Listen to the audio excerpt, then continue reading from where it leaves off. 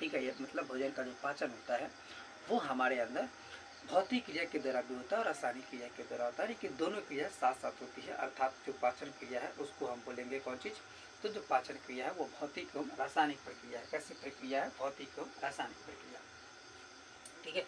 मैंने ये पूरे जो है एक यानी कि तंत्र का इस्तेमाल तंत्र को जो है बनाया है, जिसको कहते हैं पाचन तंत्र। क्या कहते हैं, पाचन तंत्र कहते हैं, ठीक है। और इस पाचन तंत्र में सबसे पहले पाचन कहाँ होता है, जैसे कि मैंने भोजन को तोड़ा, मैंने कोई खाना लिया, ठीक है, और खाना को मैंने कहाँ रखा, मुख में रखा। मैंने कहाँ रखा, तो खाना को मैंने मुंह में रखा, मुगुहा, ठीक है। क्या है, मुगुहा है ना, बीच में अंदर जो पूरे होल के आकार का। जब मैंने जब भोजन को मुकुहा में रखा तो उसको मैंने क्या किया, दांतों से छोटे छोटे टुकड़ों में तोड़ दिया उसको, ठीक है। और मेरे मुँह में जो है, अगर वयस्क मनुष्य है तो उसके मुँह में 32 दांत होते हैं। कितने दांत होते हैं, 32। तो यहाँ पर मैंने क्या किया, भोजन को तोड़ा, जो मुख था यहाँ पर मैंने क्या किया, तो यहाँ पर मैंने भोजन को जो है छोटे छोटे टुकड़ों में तोड़ा, उसको जो है मतलब काटा, तोड़ दिए। तो हम उसके बाद यानी कि मुख में ही जब हम भोजन को काट रहे थे तो हमारा जीवा क्या कर रहा था, सॉरी, जो लार ग्रंथि है, लार ग्रंथि है, ठीक है, इससे निकल रहा था लाला रस। क्या निकल रहा था, लार ग्रंथि से लाला रस निकल रहा था। और जीवा जो है उस छोटे छोटे टुकड़े यानी कि भोजन के जो छोटे छोटे टुकड़े थे उसको, उसमें जो है जीवा लार के साथ जो है भोजन को सान रहा था, ठीक है। हमने भोजन को मुख में रखा और मुख में रखने के बाद उसको मैंने छोटे छोटे टुकड़ों में दांतों से काटा। काटने के बाद लार ग्रंथि से लाला रस निकला, और जो लाला रस निकला ये भोजन में सन गया, ठीक है। और इसको साना कौन है, तो इसको जीवा साना है। और जीवा जो होती है वो एक मांसल रचना होता है। क्या होता है, एक मांसल रचना होता है जो भोजन को सानता है लार के साथ, ठीक है। अब हमने यहाँ पर बता दिया आपको जो लार ग्रंथि होती है, ठीक है, इससे जो है लाला रस निकलता है। और भी आपको ये भी जानना चाहिए कि हमारे जो लार ग्रंथि है, 3 जोड़ी लार ग्रंथि होती है। कितने होते हैं, 3 जोड़ी लार ग्रंथि होते हैं, ठीक है। और उन लार ग्रंथियों में क्या क्या होता है, पैरोटिड होती है, सबलिंगुअल होता है, सबमैंडिबुलर होता है, ये लार ग्रंथि होती है। क्या होती है, पैरोटिड होता है, पैरोटिड, सबलिंगुअल और सबमैंडिबुलर, ठीक है, ये लार ग्रंथि होते हैं। जो लार ग्रंथि होते हैं इससे प्रतिदिन यानी कि 1 से 1.5 लीटर लाला रस निकलता है। हर रोज लार कितना निकलता है, लेर यो कोई नहीं होता है, मतलब होता है ना, बड़ा हो गया है सो जाता है और इनसे आराम से 1 पौवा निकाल देता है, ठीक है। हम उसी लाला रस की बात कर रहे हैं, तो ये जो लार ग्रंथि है 3 होते हैं। कितने होते हैं, 3। पैरोटिड होता है, सबलिंगुअल होता है, सबमैंडिबुलर होती है, 3 होती है। और प्रतिदिन कितने लाला रस निकलते हैं, तो प्रतिदिन लेर जो है वो 1 से 1.5 लीटर निकलता है हर दिन। सोचने वाली बात है, 1 से 1.5 लीटर लेर निकलती है प्रतिदिन लार ग्रंथि यहाँ से साबित होता है। इसमें सबसे बड़ी जो ग्रंथि होती है, सबसे बड़ी वो होता है पैरोटिड। कौन होता है, पैरोटिड होता है, ठीक है। अब जो लाला रस निकला यानी कि हम भोजन करते हैं ना, तो अब कुछ लोग ऐसे हैं ना कि जब खाना खाने जाते हैं तो हाथ तो धोएंगे नहीं, ये बस ले आओ बस ले आया, ठीक है, बस फटाफट मारते रहो, खींचते रहो। तो वैसे क्या होती है कि जब हम अपने हाथों को धो करके नहीं खाते तो हमारे हाथ में तो बहुत सारे लाखों की संख्या में कीटाणु रोगाणु बैठे हुए होते हैं और अपने हाथों को हम धोकर खाते नहीं है, ठीक है। ये गलत बात है, हमें अपने हाथों को धो करके खानी चाहिए। खैर, आप खा लिए। दूसरी बात, हमारे भोजन पर जो रोगाणु बैठा है, जो भी कीटाणु बैठा है, ठीक है, वो सभी के सभी अंदर चले जाते हैं। लेकिन हमारा जो लार ग्रंथि ये कहता है, जो कीटाणु आया, रोगाणु आया भोजन के साथ, ये कहता है कि मैं तेरे को अंदर तो जाने नहीं दूंगा, ठीक है। इसमें से क्या होती है, इसमें से निकलता है लाइसोजाइम। क्या निकलता है, लाइसोजाइम एंजाइम निकलती है। और लाइसोजाइम एंजाइम क्या करता है, जितने भी भोजन के साथ कीटाणु आए हैं उस सबको पहले खत्म करता है। तो मत आ, ठीक है, क्योंकि इसको पता है जैसे ऐसे ये काम करता है जैसे कि इसको पता है कि हाँ ये अंदर जाएगा तो बीमारी फैलाएगा, रोग होगी, ऐसे वगैरह वगैरह।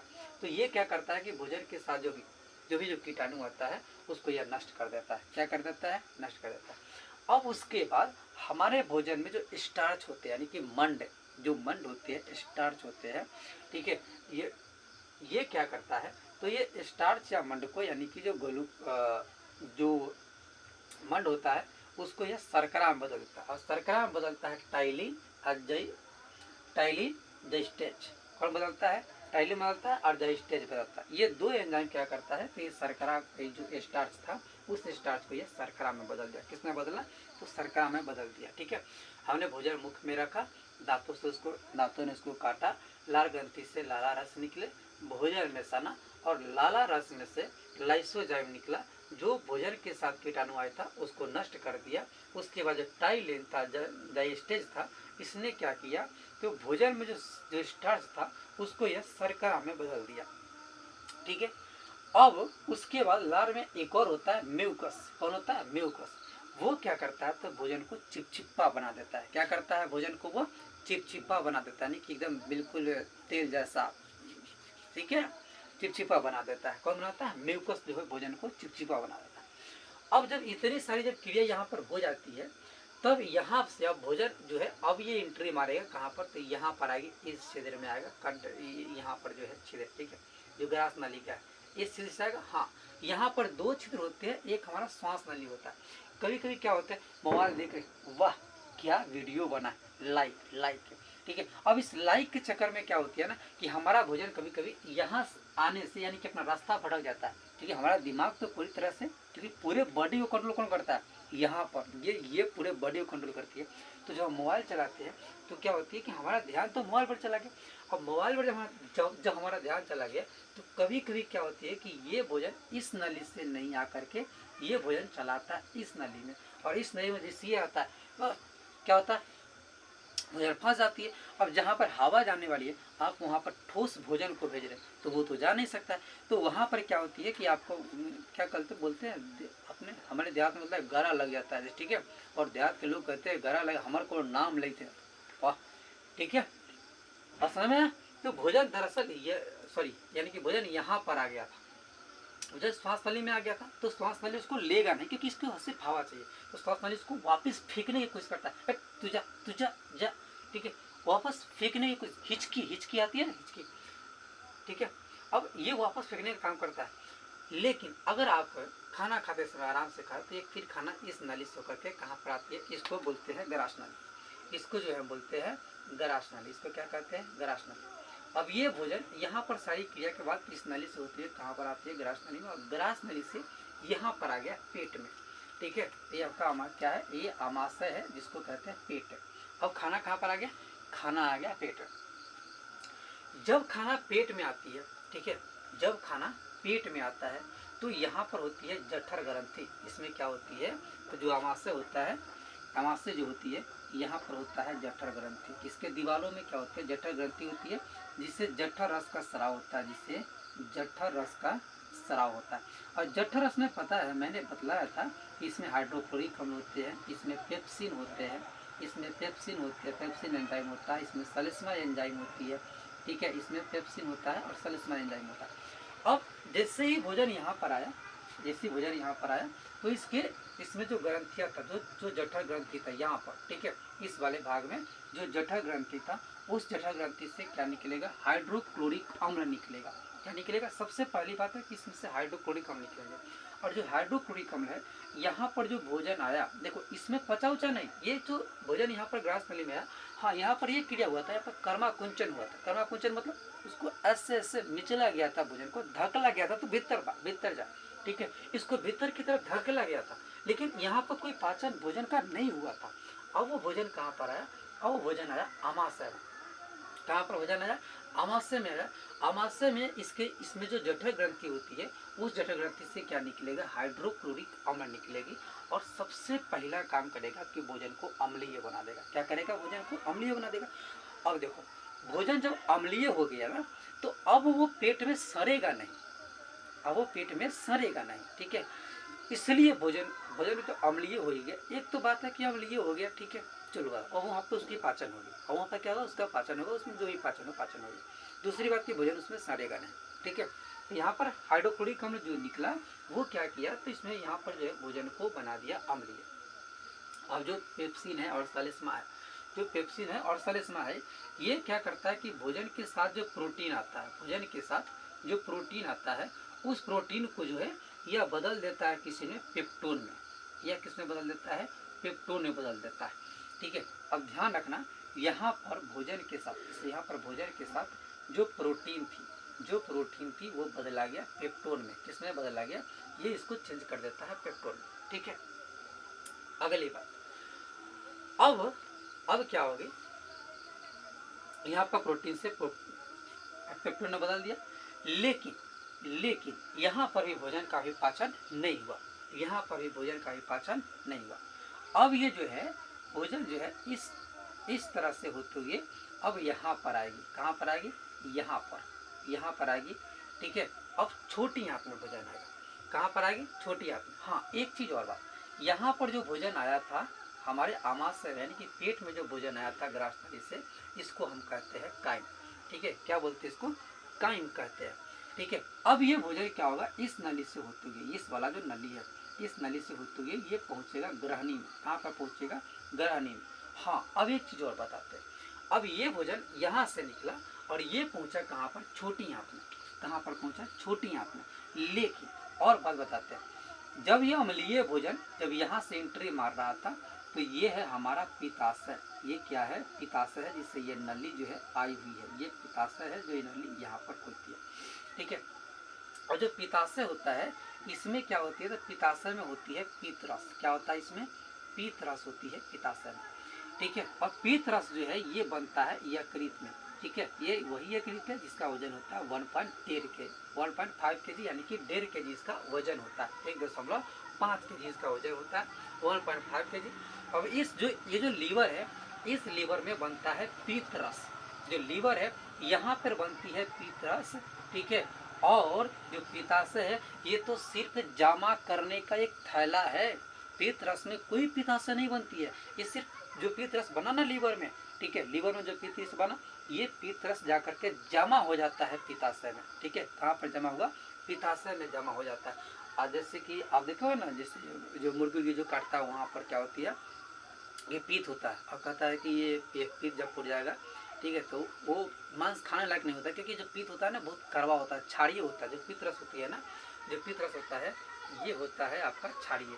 जो पीतरस होता है ये आपका क्षारीय होता है। पीतरस क्या होती है, ठीक है, यहाँ पर देखो जो लीवर है, लीवर से क्या निकलेगा, पीतरस, और वो जमा होगा कहाँ पर, पित्ताशय में। कहाँ पर जमा होगी, पित्ताशय में। ठीक है, अब जो कोलेस्ट्रीन एंजाइम होता है, कौन सा एंजाइम, कोलेस्ट्रीन एंजाइम, वो पित्ताशय को कहेगा निकालो ना, अरे निकालो, खाना आ गया, निकालो, खाना आ गया, अरे निकालो ना। अब ये क्या करता है, उसको उत्प्रेरित करता है। किसको करता है उत्प्रेरित, पित्ताशय को करता है उत्प्रेरित। कौन, कोलेस्ट्रीन एंजाइम। जो कोलेस्ट्रीन एंजाइम है वो क्या करता है, पित्ताशय को उत्प्रेरित करता है, तो निकालो ना, क्या निकालो, पीतरस निकालो, तुम्हारे पास जो है तुम वही लेकर के बढ़ो, क्योंकि खाना यहाँ पर पहुँचेगा। अब जो कोलेस्ट्रीन एंजाइम है वो इसको क्या किया, उत्तेजित किया, तो यहाँ से क्या निकलेगी, पीतरस। जो पीतरस होता है वह क्षारीय होता है। पीतरस क्या होती है, क्षारीय होता है, और उसका पीएच मान कितना होता है, 8 होता है।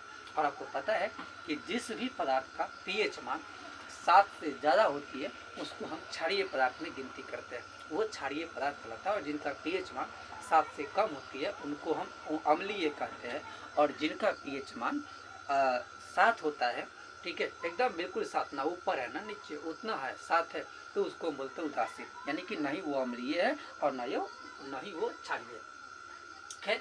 हम अपने आते हैं मुद्दा पर। जो पीतरस है ये क्षारीय होता है और इसका पीएच मान होता है 8।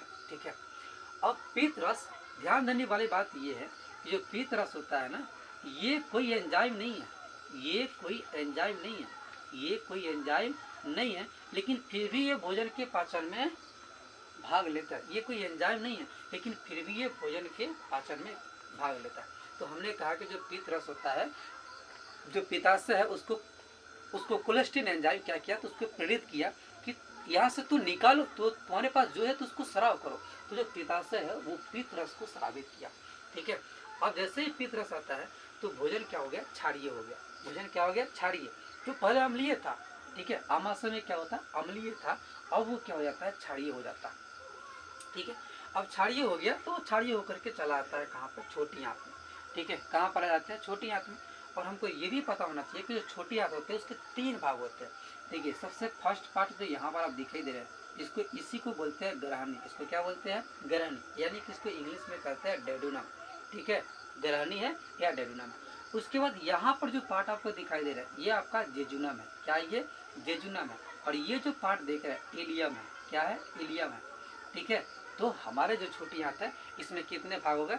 छोटी आंत में 3 भाग होते हैं, ग्रहणी होते हैं, जेजुनम होता है, उसके बाद जो है इलियम होती है।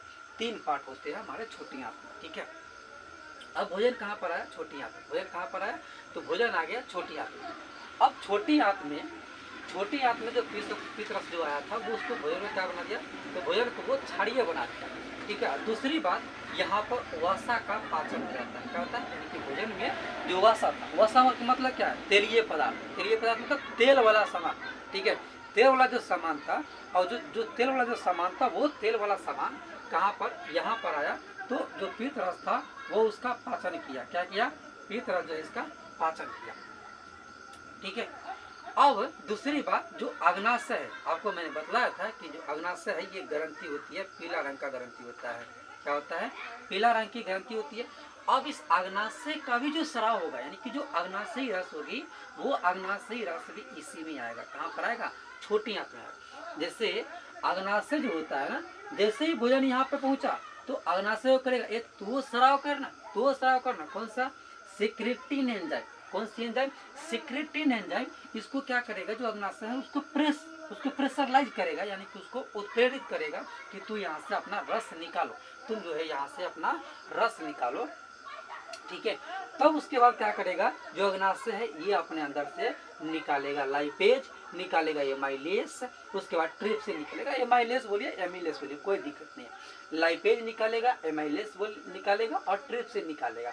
और ये जो एंजाइम है, जो रस है, ये कहाँ पर आया? छोटी आंत में आया। ये वही छोटी आंत जहाँ पर भोजन क्षारीय भोजन आया था, जिसको क्षारीय बनाया था पितरस।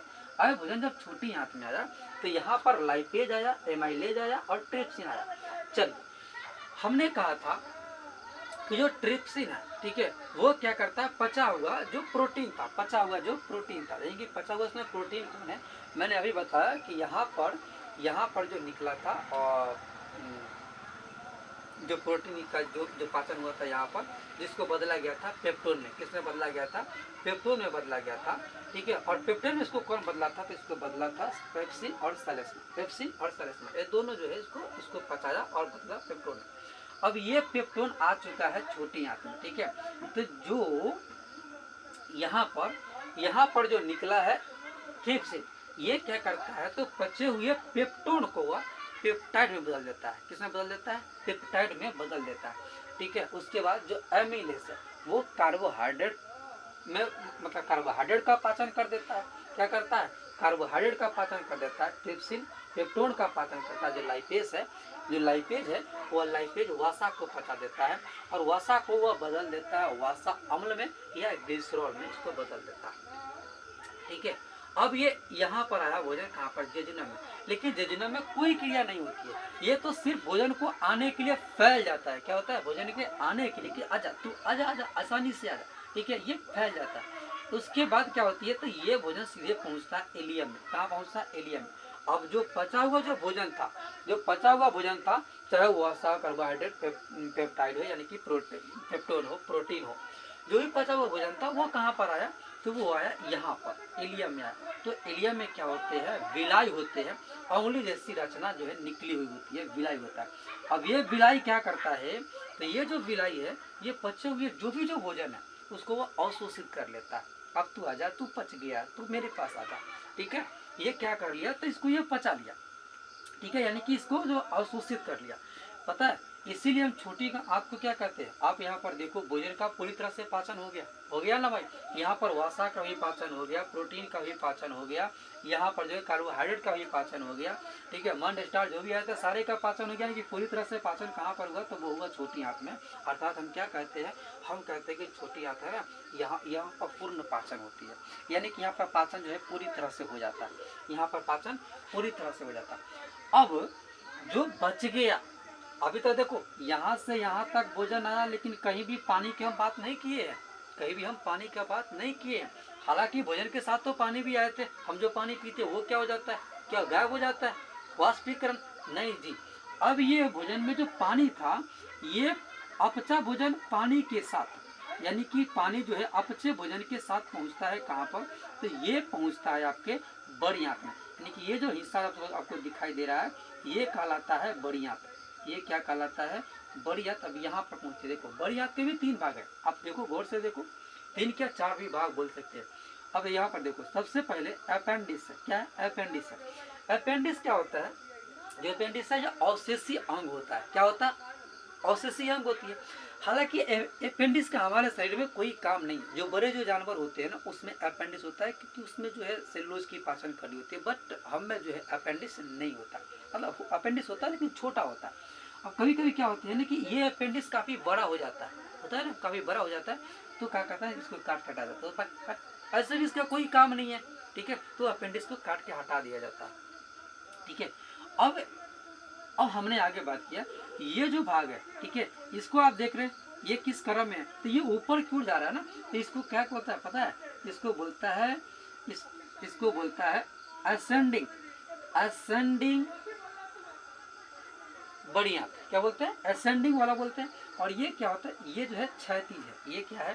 क्षैतिज है, ठीक है। और ये क्या है? तो ये नीचे की ओर, यानी कि ये डिसेंडिंग है।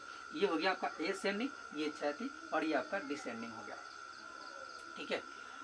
ये क्या हो गया? डिसेंडिंग हो गया। चलिए, और उसके बाद आगे हम बात करते हैं। ये हमारी बड़ी आंत है। ये क्या हमारा? बड़ी आंत है, ठीक है। चलिए, उसके बाद अगर चौथा भाग की बात करें, तो यहाँ पर क्या होती है? रेक्टम। यहाँ पर क्या होता है? रेक्टम होता है। यहाँ पर रेक्टम, इसी को क्या बोलते हैं? मलाशय कहते हैं। और रेक्टम से क्या जुड़ा होता है? गुदा द्वार। क्या जुड़ा होता है? गुदा द्वार। यानी कि हमारे अंदर जो भी अवशिष्ट बचा, उसको हम क्या करते हैं? तो गुदा द्वार के माध्यम से बाहर निकाल देते हैं। खैर, हम यहाँ पर जो पचा हुआ भोजन था, इलियम में आया, ठीक है। यहाँ पर है, तो यहाँ पर वसा, प्रोटीन और कार्बोहाइड्रेट का पाचन हो गया। कहाँ पर? तो ग्रानी में पाचन हो गया, यानी कि डेडुनम में पाचन हो गया। फिर यहाँ पर तो जजिनम में कोई क्रिया नहीं होती है, सिर्फ ये फैल जाता है। सिर्फ ये क्या होती है? तो ये फैल जाता है, और फैल करके ये भोजन को आने देता है। अब भोजन यहाँ से कहाँ आया था? इलियम में आया था।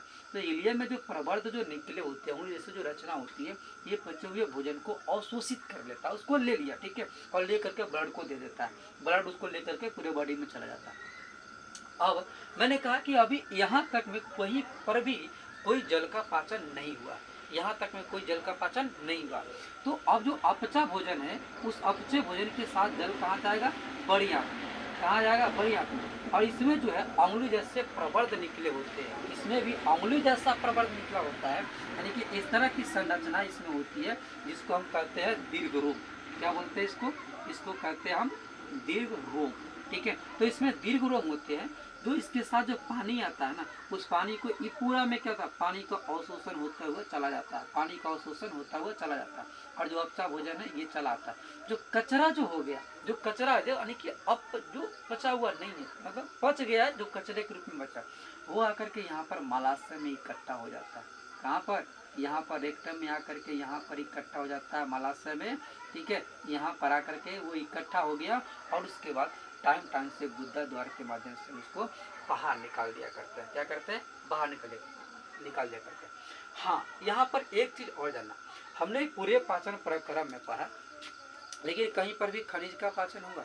जी नहीं। क्या कहीं पर जल का, मतलब जल तो पचा ही नहीं, जल पचा नहीं, पचा कहाँ है जल? वो तो आया, उसको अवशोषित डायरेक्ट ले, उसको पचाया कहाँ? जैसे जैसे वसा को पचाया गया, जैसे कार्बोहाइड्रेट को पचाया गया, जैसे जो है मतलब प्रोटीन को पचाया गया। क्या जल का पाचन हुआ है? नहीं, जल का पाचन कहीं नहीं हुआ है, ठीक है। जल का पाचन होता ही नहीं है, विटामिन का पाचन नहीं होता है, खनिज का पाचन नहीं होता। मैंने यहाँ पर लिख के हुआ है, इसका डायरेक्ट क्या होता है? ऑब्जर्वेशन हो जाता है कि इसको डायरेक्ट अवशोषित कर लिया जाता है, क्योंकि खुद छोटे छोटे कण के रूप में होते हैं। इसको तोड़ने की जरूरत नहीं होती है, इसको तोड़ने की जरूरत नहीं होती है, और तोड़ने की जरूरत नहीं होती है, इसलिए इसका डायरेक्ट पाचन हो जाता है। ये डायरेक्ट जो है क्या होती है? तो ये जो डायरेक्ट क्या होता है? तो डायरेक्ट जो है इसको अवशोषित कर लिया जाता है, ठीक है। छोटी आंत में जो होती है ना, छोटी आंत में क्या होता है, छोटी आंत से 5 तरह की जो है 5 तरह के एंजाइम निकलती है, सुक्रोज, माल्टोज, लैक्टोज ऐसे निकलते रहते हैं। और एक सबसे प्रमुख जो है एंजाइम निकलता है जिसको बोलते हैं इरेप्सिन। क्या बोलते हैं, इरेप्सिन। यही जो इरेप्सिन था ना, वो क्या किया है, वो जो है वो आपको जितना जो खाना था उसको मुख्य रूप से पचाने का काम किया। ठीक है, क्या किया, इसको मुख्य रूप से पचाने का काम किया। ठीक है, और उसके बाद जो मलाशय में जो भोजन आ गया, कौन सा भोजन, यानी कि मलाशय में जो भोजन आ गया, ठीक है, इसको हम बोलते हैं, पता है, इसको यहाँ पर जो बच गया अवशिष्ट के रूप में, वो आपका काइल कहलाता है। क्या कहलाता है, काइल कहलाता है। ठीक है, तो इस तरह से हमारे अंदर पाचन क्रिया पूर्ण होती है। इस तरह से हमारे अंदर पाचन क्रिया पूर्ण होती है। और उम्मीद है कि ये वीडियो आपको पसंद आएगी और आप इसको लाइक भी करते रहोगे। आप लाइक सब्सक्राइब करते रहिए। इस तरह के वीडियो हम आपको हमेशा देते रहेंगे। जय हिंद।